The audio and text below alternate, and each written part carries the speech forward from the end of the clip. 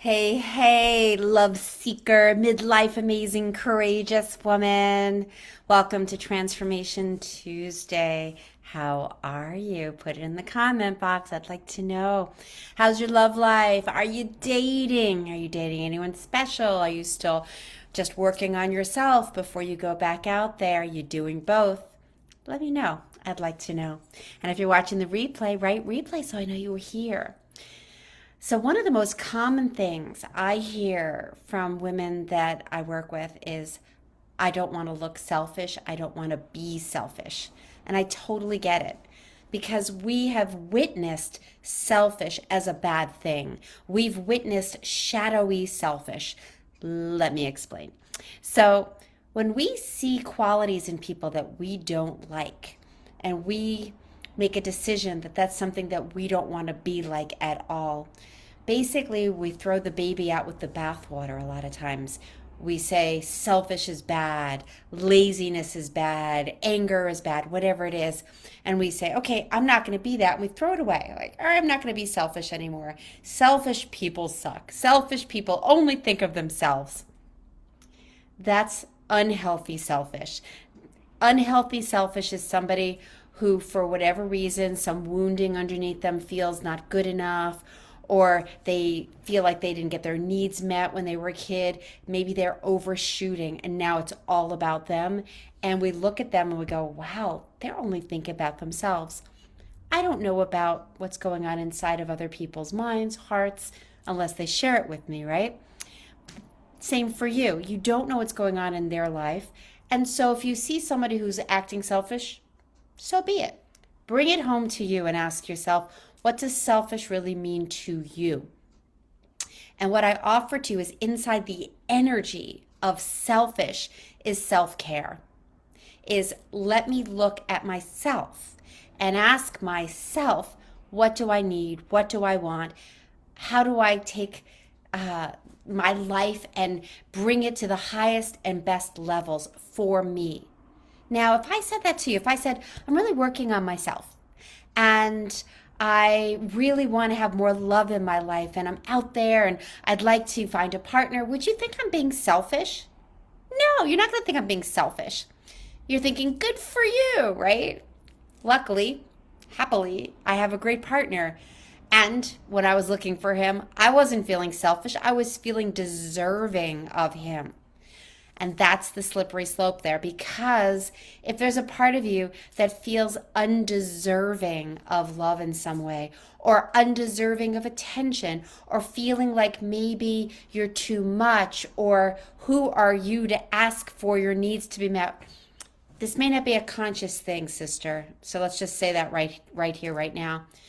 As if you've listened to me before, you know that I've told you we've all been programmed. We've had these experiences in our life. And so maybe somewhere along the way, you were told you're being selfish. Don't, you should be sharing with your sibling. Don't be selfish. You should be helping out with the home, with, taking care of your dad, taking care of your mom. Don't be selfish. You might have gotten messages that selfish is bad and you threw out the baby with the bathwater. And I want you to take that baby back. Because if you're worried about being selfish, I promise you, you're not going to be unhealthy selfish. You're not going to swing to the other side. You're conscious of it. You're conscious of it, especially when you do shadow work. When you do shadow work and you resolve some of these beliefs and the programming that has you feel like you don't deserve love, deserve partnership, when you could take back that baby in a really solid way, you're not going to come across as, I'm going to just do what I want to do and I'm going to be selfish. It's going to be grounded and clear and aligned. Does that make sense? Do you ever feel like you have to be careful to not be selfish? Put it in the comment box. My guess is if you're worried about being selfish, you might be a people pleaser, you might be an overgiver, and you might be left holding the bag and not getting your needs met. Is that you? Does that resonate with you? Maybe not. But if it does, there might be something else, of course, that resonates with you. But today I'm talking about taking back that right to say, hey, I matter.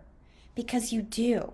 And anything that's told you you don't, or any message that's running in your head that says you can't, you shouldn't, something's wrong with you, it's just bullshit. It's just bullshit. You have every right. You deserve the greatest love on this planet, with or without a partner.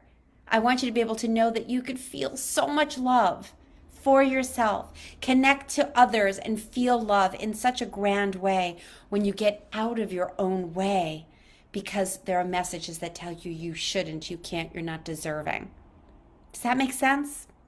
So I really wanted to just zoom in on this selfish thing today, because at the end of the day, as long as there's a part of you that's worried about looking a certain way, what will other people think? How am I going to look? How am I going to act? I don't want to look like that. You're coming from it from a place of restriction, concern, with something that is just going to get in your way. This is not a healthy relationship with self-care, with your desires. What I encourage you to do is to really go in and ask yourself on a regular basis, what is it that I'm wanting? What is it that I want to share? What do I have of value? What do I deserve? And then claim it and own it, because you deserve it. And if that voice tells you anything else, that's why I do the workshops I do. That's why I do my love-a-thons, my master classes, my midlife love mastery program. These are deep dives into reprogramming those beliefs so you really can come from a place of sureness and deservingness. Because if you're going out on dates and you're looking for a partner and you still have that baggage from the past that's telling you you have to take care of everybody else's needs, it's going to be tricky. Now, you might say, well, no, I know better now. I am not going to fall down that rabbit hole again. I know better now. I did that in my marriage. I did that in the last relationship, and I am not going to do that again. You may not. You might have the eyes looking and watching, that risk manager assessing. The sad thing is if you haven't cleaned up the unconscious, the part that you've picked up along the way, all the experiences you had in the past, there's a really good chance that you're going to fall down that rabbit hole again. It's heartbreaking. I know. It's not something you could think your way through.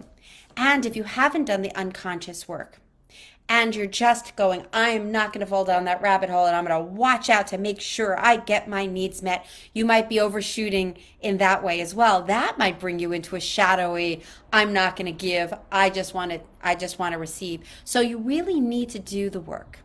You really need to track. So just in this moment, just track as far back as you can remember.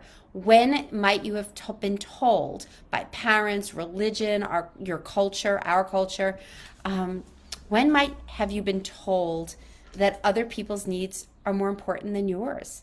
Did you witness it from your parents? I witnessed that with my mom. My mom was always overgiving to my dad, always overgiving to my dad. She always put him first. And it was really sweet and it was endearing.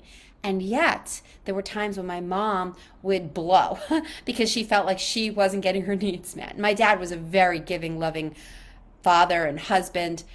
And yet, she would just give and give and give, taking care of the kids, taking care of the home. That was the generation, right? And then she would come out sideways, usually overeating. That's where I witnessed overeating, using food as a drug, and micromanaging. So I learned a lot from my mom, not necessarily the good stuff.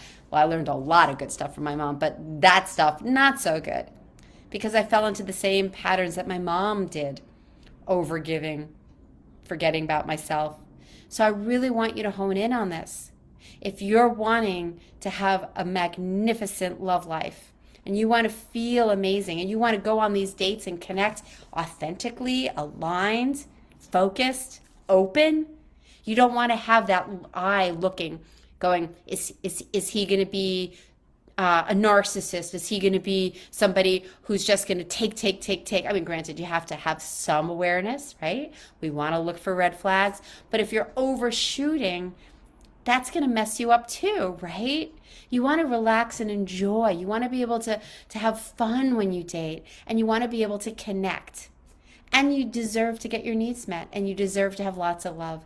So think about this. Think about this. Post it in the comment box if you have any questions or shares about this. Think about how you are in relationship to receiving support, asking to get your needs met, or is there something there? Is there a pattern of overgiving and just thinking about the other person and then going, hey, what about me? And then feeling bad like you don't matter in some way. Because that's a pattern and you don't want to have that in your next relationship.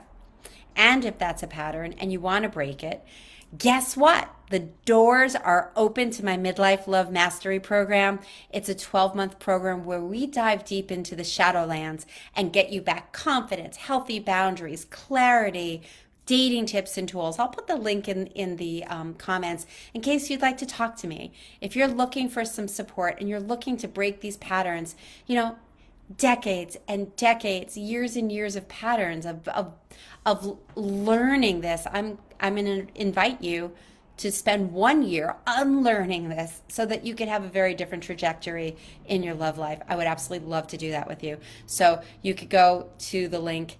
It's pretty easy, coachjuniemoon.com/mastery. And if you want to talk to me, click the link and let's have a chat. And let's see if it's a good fit to do this work together. You deserve love, bottom line. And I want you to be selfish. I want you to be selfish, healthy selfish, because healthy selfish looks like good self-care and asking for your needs to be met and to know what you want and to go for it because you deserve it. So healthy selfish, go and be healthy selfish. And until we meet next week, have an amazing week. Be well, sister.